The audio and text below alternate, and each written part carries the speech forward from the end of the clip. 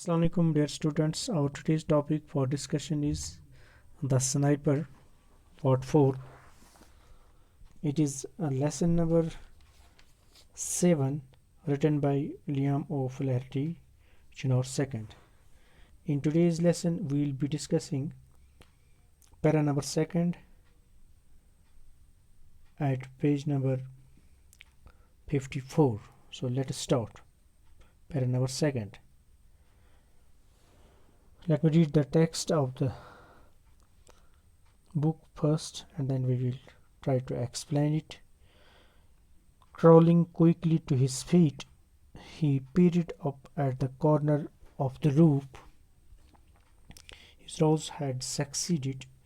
The other sniper, seeing the cap and rifle fall, thought that he had killed his man. He was now standing before a row of chimney pots,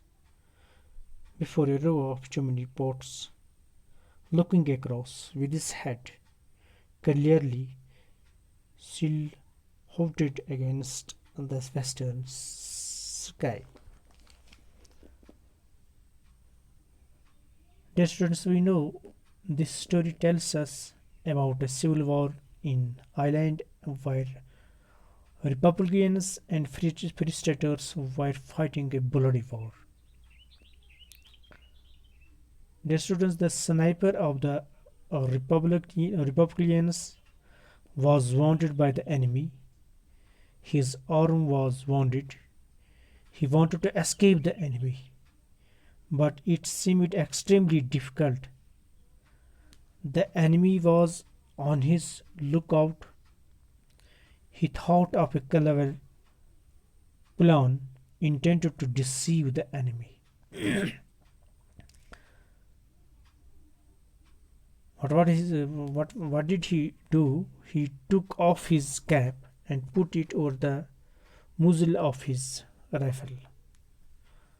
Then he pushed the rifle upward over the parapet until the cap would be seen from the opposite side of the street. Soon after a bullet hit the cap, the sniper slanted rifle forward. The cap slipped down into the street. Then the sniper dropped his left hand over the roof and let it hang. And then after a few moments, he dropped the rifle. He wanted to give the impression to the enemy on the opposite side that the sniper had been shot dead.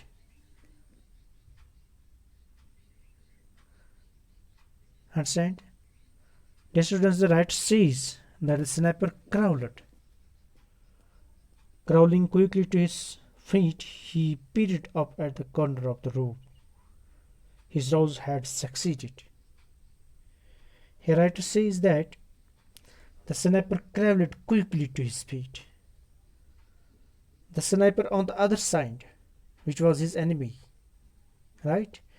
The sniper on the other side of the Free Staters, that means who was the enemy of this sniper, who was from the Republicans, saw the rifle and the cap fall.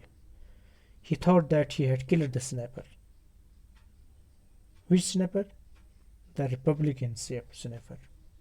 He thought that he had killed the Republican sniper.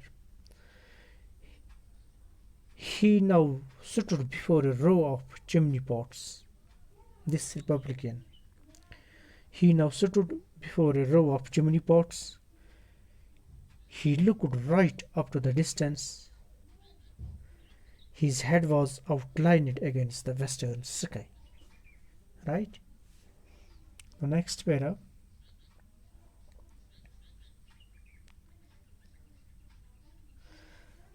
The Republican sniper smiled and lifted his revolver above the edge of the parapet. The distance was about 50 yards. A hard shot in the dim light, and his right arm was spinning like 1,000 devils. He took a steady aim. His hand trembled with eagerness. Pressing his lips together, he took a deep breath through his nostrils and fired. He was almost defended. He was also defended with a report that his arm shook with the recoil.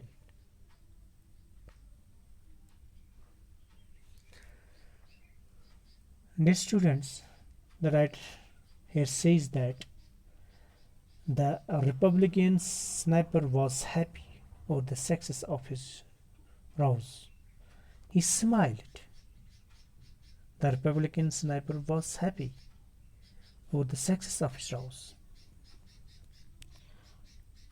or the success of his trick by which he intended to deceive the opposite sniper. So he was very happy over the success of his rouse or the success of his trick. He smiled and lifted his revolver above the edge of the parapet. He smiled and lifted the revolver above the edge of the parapet. The distance between the two snipers was hardly 50 yards. Right? The distance between this sniper who was from the Republican and the sniper who was from the Prestators, the distance between these two snipers, it was hardly 50 yards. He wanted to hit the enemy in the dim light. His right arm was paining like so many devils because a bullet has pierced into the body, into the right arm of the sniper. So that is why his right arm was paining like so many devils. His hand trembled because of risk that he was taking. He was taking a risk. He pressed his lips together. He took a deep breath through his nostrils and fired his pistol. The loud sound of firing almost made him deaf. Thank you. This was today's lesson.